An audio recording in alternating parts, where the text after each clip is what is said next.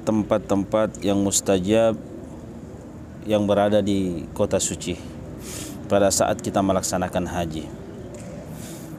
Ini sangat penting karena beberapa orang yang berangkat haji di sini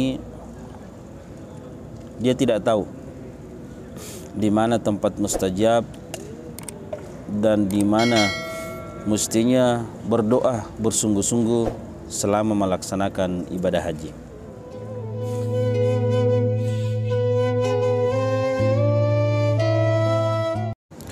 Bismillahirrahmanirrahim. Assalamualaikum warahmatullahi wabarakatuh. Alhamdulillah wa kafa. Assalatu wassalamu ala al-mustafa Nabiyyina Muhammadin sallallahu alaihi wasallam la nabiyya ba'dah. Jamaah yang dimuliakan Allah Subhanahu wa taala, khususnya yang melaksanakan haji atau umroh, pada kesempatan ini kita akan membahas tentang tempat-tempat yang mustajab yang berada di kota suci pada saat kita melaksanakan haji. Ini sangat penting karena beberapa orang yang berangkat haji di sini dia tidak tahu di mana tempat mustajab dan di mana mestinya berdoa bersungguh-sungguh selama melaksanakan ibadah haji. Yang pertama adalah di depan multazam. Ya. Sebenarnya kalau kita bisa menempel di depan Ka'bah, ya, jadi multazam itu antara pintu Ka'bah dan Hajar Aswad.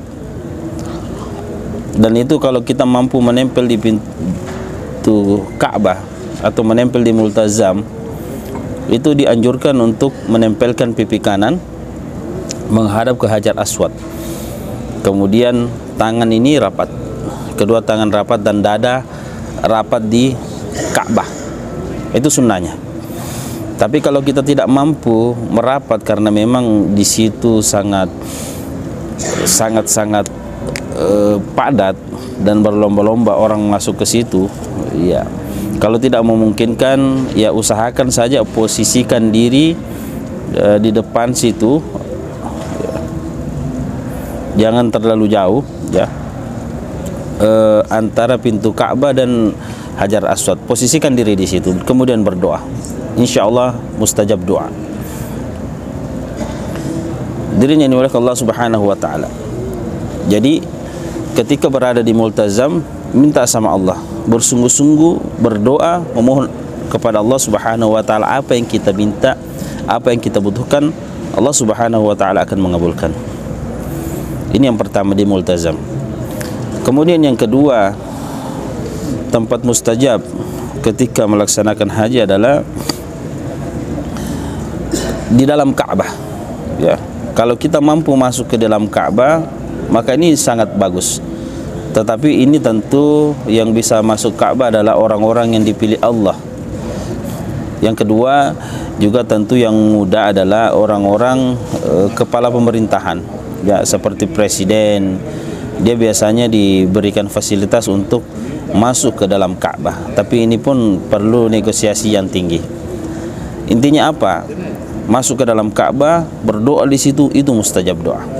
Tetapi kalau kita tidak mampu masuk ke dalam Ka'bah, maka di situ ada namanya Hijr Ismail. Ya, Hijr Ismail. Hijr Ismail itu ada di sebelah, kalau kita dari Hajar Aswad ya lewati pintu Ka'bah, itu ada bentuk U di situ masuk Hijr Ismail. Kalau saat ini biasanya antri masuk ke situ dan bisa. Kenapa di Hijr Ismail makbul doa? Karena dulu, ya, menurut sejarah bahwa Ka'bah itu adalah Hijr Ismail itu adalah bagian dari Ka'bah. Jadi dulu Ka'bah itu bangunannya sampai situ, kemudian diperkecil. Hijr Ismail itulah dikasih tanda bahwa itu batas Ka'bah dulu. Makanya orang yang sholat di dalam Hijr Ismail, ya sama seperti dia sholat di dalam Ka'bah. Kenapa? Itu bagian dari Ka'bah dulu. Makanya ketika mampu masuk sholat di situ, bersungguh-sungguh berdoa, ya. Walaupun sholatnya 2 rakaat, tapi doanya panjang-panjang. Jangan kebalik. Sholatnya 8 rakaat, tapi tidak sempat berdoa, diusir. Nah, lebih baik 2 rakaat, tetapi doanya panjang-panjang. Itu yang kedua di Hijr Ismail. Kemudian yang ketiga, tempat mustajab berdoa adalah ketika kita tawaf, ya. Jadi sebenarnya kalau tawaf itu makbul doa di situ. Makanya ketika saya membawa jamaah, saya pimpin jamaah itu, saya sering katakan kepada jamaah, tidak usah terfokus di buku doa, ya. Boleh berfokus, ya, di buku doa ketika kita umrah bareng-bareng. Tapi kalau tawaf sunnah atau tawaf yang lain pribadi sendiri-sendiri, fokus kepada doa, ya. Jadi ketika putaran pertama, mulai dari Hajar Aswad atau dari Makam Ibrahim sampai Rukun Yamani, ya, di situ berdoa. Putaran pertama apa yang kita minta? Ya Allah, jadikan anak saya soleh misalkan. Putaran kedua minta lagi, boleh ganti doa, ya, jadikan istri saya solehah. Putaran ketiga, ya Allah, jadikan cita-cita saya tercapai. Putaran keempat dan seterusnya sampai putaran ketujuh, bisa 7 doa, ya. Itu bisa kita minta di situ. Kemudian dari Rukun Yamani sampai Hajar Aswad, di situ sangat mustajab doa juga. Makanya dianjurkan membaca Rabbana atina fid dunya hasanah wa fil akhirati hasanah wa qina adzabannar, dari Rukun Yamani sampai Hajar Aswad. Kenapa? Ada 70 malaikat yang mengaminkan doa kita pada saat itu. Boleh enggak ganti doa selain Rabbana atina fid dunya? Boleh, ya. Yang jelas dari Rukun Yamani sampai Hajar Aswad itu makbul doa. Dari Hajar Aswad atau dari Makam Ibrahim sampai Rukun Yamani itu doa bebas, ya. Jadi usahakan ketika tawaf, makanya sering-sering tawaf, ya. Kalau datang ke Masjidil Haram, mestinya disunahkan itu bukan sholat tahiyatul masjid, ya, mestinya tawaf sunnah.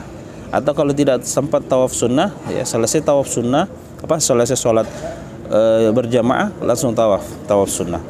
Nah, itu karena kenapa? Di situ makbul doa, ya. Selain mengelilingi Ka'bah, selain mempunyai keutamaan di situ, memandang Ka'bah juga berpahala, mengelilingi Ka'bah atau tawaf berpahala, sangat besar pahalanya. Oleh karena itu ketika tawaf berdoa di situ karena makbul doa. Nah, kemudian selanjutnya ini keberapa ini? Keempat, ya, keempat.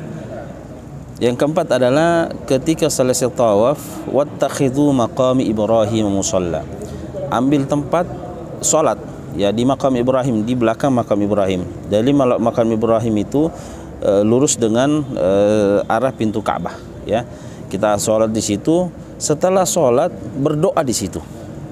Itu makbul doa, ya.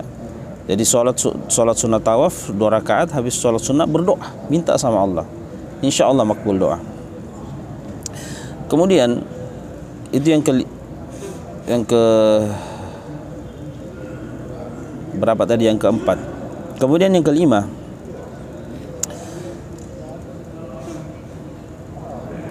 adalah tempat makbul doa pada saat sa'i, ya, Safa Marwah, Marwah ke Safa. Jadi sebenarnya sangat-sangat dianjurkan ketika kita sa'i, di situ kita berdoa. Apalagi kalau kita sa'i, kita betul-betul penuh pengharapan di situ, ya. Insya Allah Allah akan mudahkan. Bagaimana sulitnya, ya, ketika Siti Hajar mencari air dari Safa ke Marwah, Marwah ke Safa, 7 kali dia bolak-balik, tidak ada apa-apa, tetapi dia penuh pengharapan, berdoa kepada Allah akan diberikan air. Yang terjadi apa? mestinya tidak ada tadi sumbernya. Allah memunculkan air yang namanya air Zam-Zam sampai sekarang tidak habis-habis, walaupun sekitar 290 juta liter per hari diambil, tetapi air Zam-Zam tidak akan pernah habis sampai hari kiamat.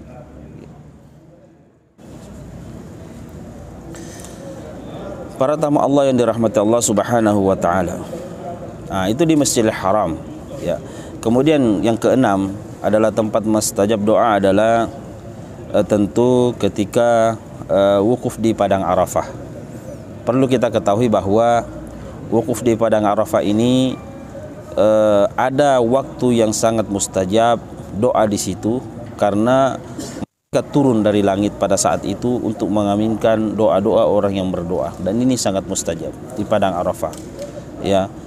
Kapan waktunya? Waktunya habis duhur sampai maghrib. Jadi usahakan habis duhur sampai maghrib ini jangan sia-siakan waktu ini, karena waktu ini sekali setahun saja. Tidak ada yang mengalahkan waktu ini dalam satu tahun untuk diterimanya doa, ya. Tidak ada yang mengalahkan hari Arafah, ya. Makanya pada tanggal 9 Zulhijjah ini, ya, khususnya bagi yang haji, ya, usahakan mulai habis duhur walaupun panas tidak apa-apa, ya. Makanya bagi para jamaah, ya, sebelum tanggal 9 Zulhijjah itu jangan jalan-jalan terus, ya, kemana-mana, akhirnya pada saat 9 Zulhijjah kecapean, sakit dan sebagainya. Ini salah. Mestinya kita mempersiapkan diri betul-betul, karena di situ puncaknya, ya. Jadi kalau sudah kita sampai pada saat itu 9 Zulhijjah, habis duhur, selesai duhur sampai maghrib, kita betul-betul fokuskan untuk berdoa. Dan saran saya, usahakan konsep memang doa kita di rumah atau di hotel, di konsep memang apa yang kita akan minta, ini poinnya. Karena jangan sampai di sana kita mau berdoa pusing mau doa apa, ya. Dan tentu saya harapkan juga bahwa yang mesti kita lakukan di sana adalah pertama ampunan. Kita minta ampun kepada Allah Subhanahu wa taala, ya. Kita minta ampun agar supaya dosa-dosa kita diampuni semuanya. Yang kedua, kita minta rahmat Allah Subhanahu wa taala. Kemudian yang ketiga, barulah kita berdoa sesuai apa yang kita harapkan. Kita berdoa sampai maghrib itu, ya, paling kalau kita mau istirahat sebentar silahkan istirahat sebentar, mau ke toilet sebentar atau mau ngopi sebentar, enggak apa-apa, tapi jangan sampai lama ngopinya dan lain sebagainya. Karena banyak orang saya lihat, ya, sebentar aja di situ, habis itu ngopi, pergi tidur dan lain sebagainya, tidak memanfaatkan waktu tersebut. Padahal di situ waktunya sangat singkat, waktunya sangat sedikit, dan kalau tidak dimanfaatkan rugi kita, sangat rugi. Dan ini tempat sangat mustajab, hari Arafah. Saya sekali lagi ulang, tanggal 9 Zulhijjah pada saat wukuf di Arafah, waktunya habis duhur sampai maghrib, di situ tok waktunya. Manfaatkan waktu sebaik-baiknya di situ. Hadirin yang dimuliakan Allah Subhanahu wa taala, ya. Kemudian yang ketujuh adalah doa ketika mabit di Musdalifah. Ya, mabit ini adalah bermalam. Jadi jangan sampai betul-betul bermalam, ya, karena di situ juga sebenarnya mustajab doa. Jadi sebelum meninggalkan Musdalifah, mestinya kita memperbanyak doa, ya. Doa yang sama tadi, ya. Betul-betul kita meminta berulang-ulang, Allah melihat kesungguhan kita, insya Allah Allah akan mudahkan dan Allah akan mengabulkan. Jadi sebelum meninggalkan Musdalifah, ya, mestinya kita memperbanyak doa. Kemudian yang kedelapan, saat melempar jumroh, ya. Lempar jumroh ini adalah salah satu waktu untuk berdoa kepada Allah Subhanahu wa taala. Lempar jumroh ini adalah ada ula, wusta dan aqabah, ya. Setelah kita melempar jumrah pertama atau ula, ya, Habis itu kita menepi menghadap kiblat, kita berdoa kepada Allah. Di situ mustajab doa. Kemudian melempar jumrah wusta, ya, kedua, maka setelah itu kita menepi sedikit menghadap kiblat, kemudian berdoa. Di situ mustajab doa. Ya, di situ saja. Kalau yang ketiga tidak perlu, ya, tidak perlu berdoa. Yang jelas yang penting adalah melempar jumrah pertama dan ula dan wusta. Dan itu kita laksanakan selama 3 hari, selama hari tasyrik. Jadi ketika melempar jumrah, ya, setelah melempar jumrah menepi sedikit menghadap kiblat, berdoa. Itu mustajab doa. Dan itu kita lakukan semuanya di Masjidil Haram tadi. Dan satu lagi yang terakhir adalah yang ke-9, tentu di tanah haram ini ketika kita melaksanakan haji ada tempat yang sangat mustajab juga doa, yaitu di Raudhah. Raudhah ini dalam hadis dikatakan bahwa dalam hadis Nabi kita Muhammad SAW mengatakan bahwa antara mimbarku dan rumahku, antara rumahku dan mimbarku itu adalah taman-taman surga. Ini ulama mengatakan bahwa Raudhah ini nanti akan dipindahkan ke surga menjadi tamannya surga. Ada juga yang mengatakan bahwa seakan-akan berdoa di dalam di surga, dan memang mustajab doa. Jadi intinya orang yang melaksanakan haji pasti ke Madinah, dan tentu saya harapkan usahakan masuk ke Madinah, dan banyak cara untuk masuk ke Madinah. Kita punya tasriyah, apalagi kalau grup, ya, dan bisa juga kita ikut di grup-grup orang yang mau masuk. Saya kadang-kadang 3 kali, 4 kali masuk, kadang-kadang tiap hari masuk, ikut di rombongan aja, ya. Apalagi kalau kita ketemu dengan orang Indonesia, kita ngomong saja dengan mutawifnya, insya Allah dimudahkan. Apalagi kalau kita pandai berterima kasih, ya, kita kasihlah 50 rial atau 100 rial untuk mutawifnya, insya Allah, ya, sama-sama membantu.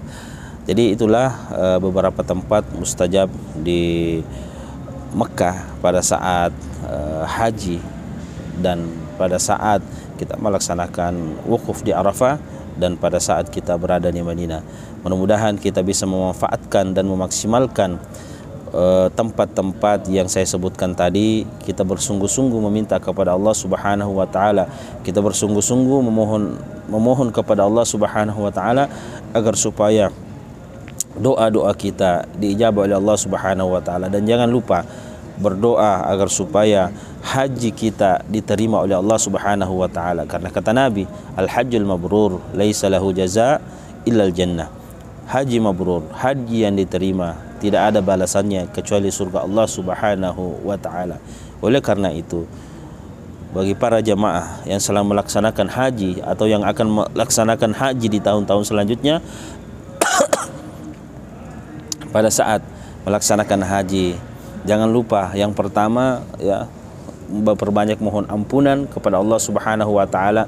Tidak ada orang yang bersih dari dosa, tidak ada orang yang suci dari dosa. Semua orang mempunyai kesalahan, kekhilafan dan dosa. Yang kedua, memohon agar supaya hajinya diterima oleh Allah Subhanahu wa taala. Yang ketiga, memohon agar supaya Allah merahmati kita, menjadikan kita husnul khotimah ketika Allah mencabut nyawa kita. Dan yang terpenting yang keempat adalah kita memperbanyak doa hajat, dan doa kita tentu bermacam-macam dan berbeda-beda. Minta Allah di situ, perbanyak doa di situ, minta sesuatu hal yang mestinya kira-kira sesuatu hal yang berat, ya, bagi kita, tetapi jangan salah, tidak ada yang berat apabila Allah ingin mengabulkan doa-doa kita. Jangan takut berdoa, jangan takut bermimpi. Insya Allah, Allah Subhanahu wa taala maha besar. Allah maha besar, Allah akan mengabulkan segala doa kita. Qala rabbukum ud'uni astajib lakum. Tuhan kita mengatakan, berdoalah kepada aku akan memberimu, apalagi kalau kita berdoa di tempat-tempat mustajab. Mudah-mudahan ada manfaatnya. Wabillahi taufiq was sa'adah. Assalamualaikum warahmatullahi wabarakatuh.